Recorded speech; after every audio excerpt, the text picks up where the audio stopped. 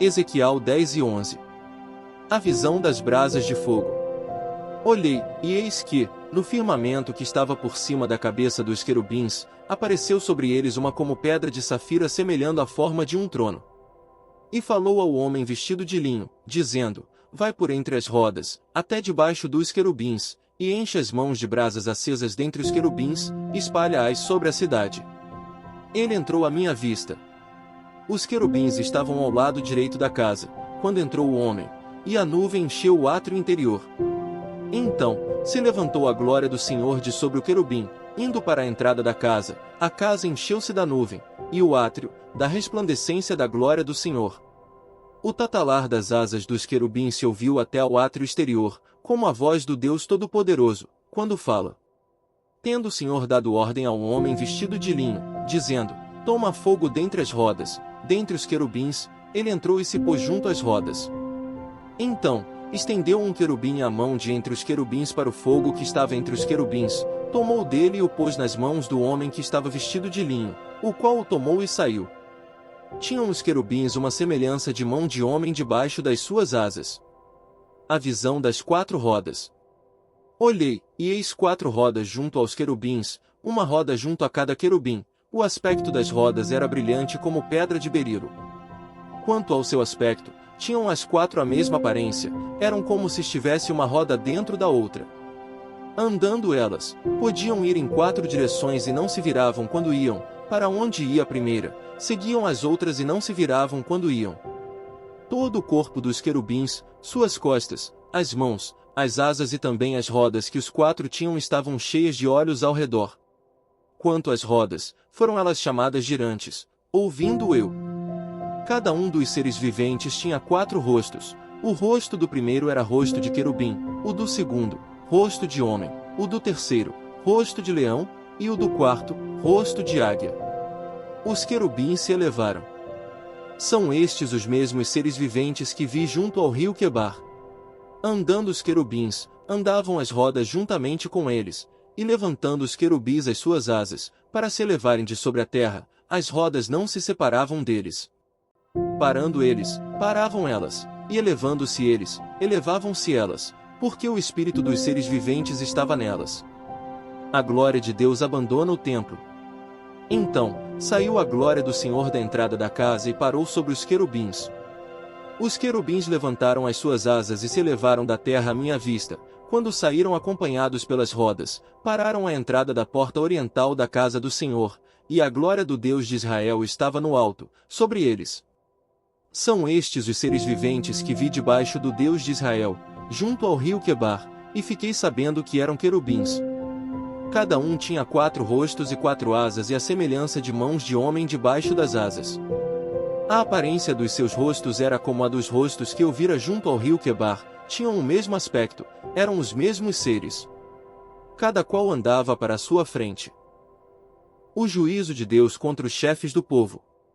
Então, o Espírito me levantou e me levou à porta oriental da casa do Senhor, a qual olha para o oriente.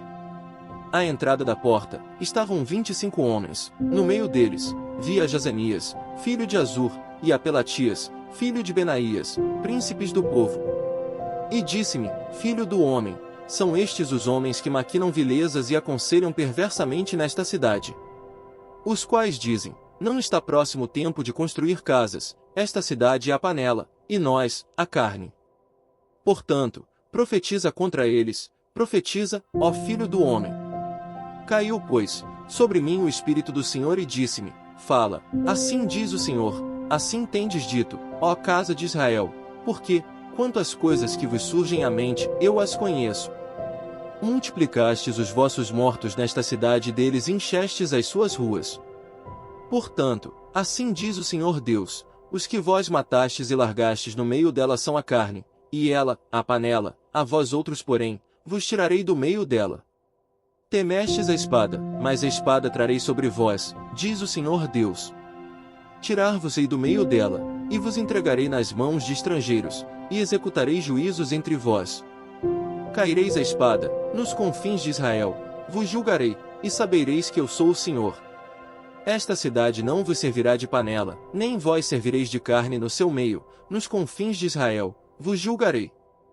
E sabereis que eu sou o Senhor. Pois não andastes nos meus estatutos, nem executastes os meus juízos, antes, fizestes segundo os juízos das nações que estão em redor de vós. Ao tempo em que eu profetizava, morreu Pelatias, filho de Benaías. Então, caí com o rosto em terra, clamei em alta voz e disse: A Senhor Deus, darás fim ao resto de Israel? Promessa da restauração de Israel. Veio a mim a palavra do Senhor, dizendo: Filho do homem, teus irmãos, os teus próprios irmãos, os homens do teu parentesco e toda a casa de Israel, todos eles são aqueles a quem os habitantes de Jerusalém disseram: Apartai-vos para longe do Senhor, esta terra se nos deu em possessão. Portanto, dize: Assim diz o Senhor Deus, ainda que os lancei para longe entre as nações e ainda que os espalhei pelas terras, todavia, lhes servirei de santuário, por um pouco de tempo, nas terras para onde foram. Dize ainda: Assim diz o Senhor Deus, hei de ajuntá-los do meio dos povos, e os recolherei das terras para onde foram lançados, e lhes darei a terra de Israel. Voltarão para ali e tirarão dela todos os seus ídolos detestáveis e todas as suas abominações. Dar-lhes-ei um só coração, espírito novo porei dentro deles, tirarei da sua carne o coração de pedra e lhes darei coração de carne. Para que andem nos meus estatutos, e guardem os meus juízos, e os executem, eles serão o meu povo, e eu serei o seu Deus. Mas, quanto àqueles cujo coração se compraz em seus ídolos detestáveis e abominações, eu farei recair sobre sua cabeça as suas obras, diz o Senhor Deus. Então, os querubins elevaram as suas asas, e as rodas os acompanhavam, e a glória do Deus de Israel estava no alto, sobre eles. A glória do Senhor subiu do meio da cidade e se pôs sobre o monte que está ao oriente da cidade. Depois, o Espírito de Deus me levantou e me levou na sua visão à Caldeia, para os do cativeiro, e de mim se foi a visão que eu tivera. Então, falei aos do cativeiro todas as coisas que o Senhor me havia mostrado. Hebreus 6. Exortação ao progresso na fé.